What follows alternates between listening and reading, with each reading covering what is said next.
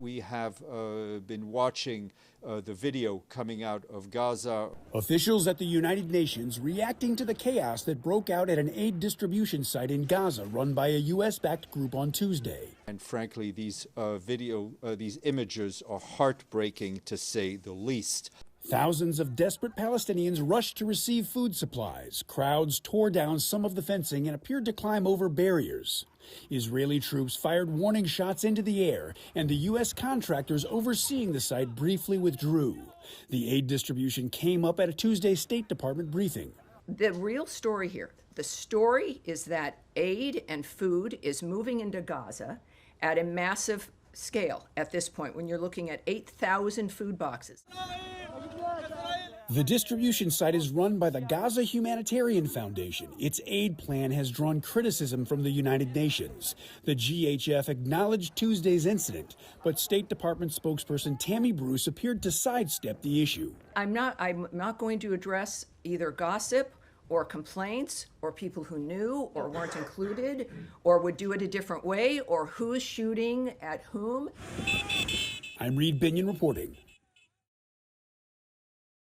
I'm at one of dozens of marches and rallies taking place all across Israel to mark the 600 days of captivities for the remaining 58 hostages. 600 days ago, Hamas militants stormed through this very area where we are in southern Israel near the Gaza border, carrying out a massacre and also kidnapping more than 250 Israelis. And now we are seeing people continuing to demand that the Israeli government reach a deal with Hamas for the release of the remaining hostages, including one man, Omri Miran. And I'm here with Omri's wife, Lishai.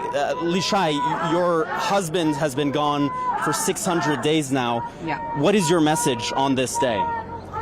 That we need to seal the deal. We need action, not just words. You know, for 600 days, I hear just words.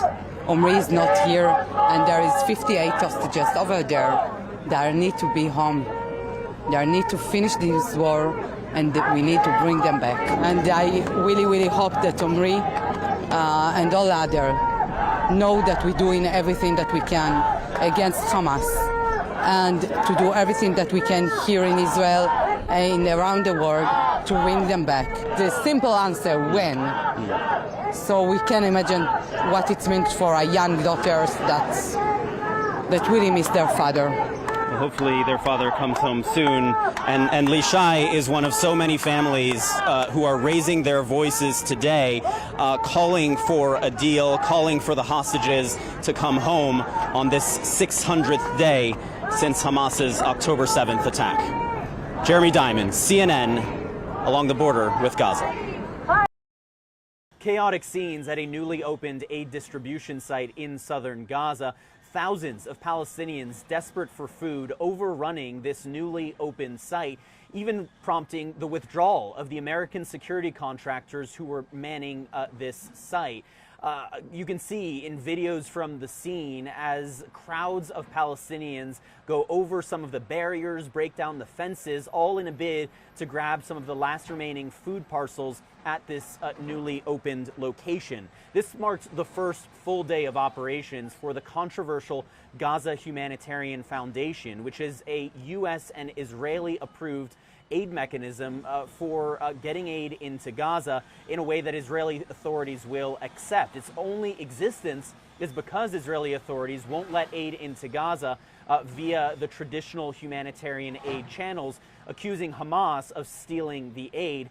That's an allegation that Hamas denies, and also that these humanitarian aid agencies say simply doesn't check out with the reality on the ground.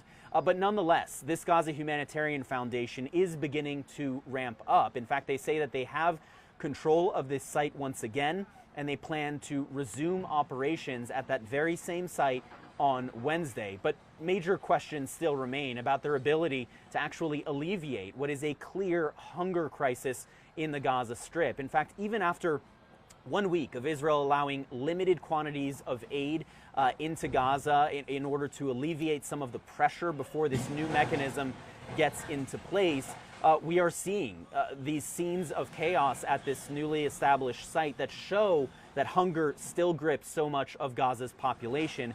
In northern Gaza, the situation is even worse, as very few aid trucks have actually been able to make their way to the northern part of the Strip. The Gaza Humanitarian Foundation, their first 4 distribution sites will be in southern and in central Gaza. They claim that they will have 2 more sites in the northern part of the Strip within their first month of operations, but that remains to be seen. Jeremy Diamond, CNN, Jerusalem.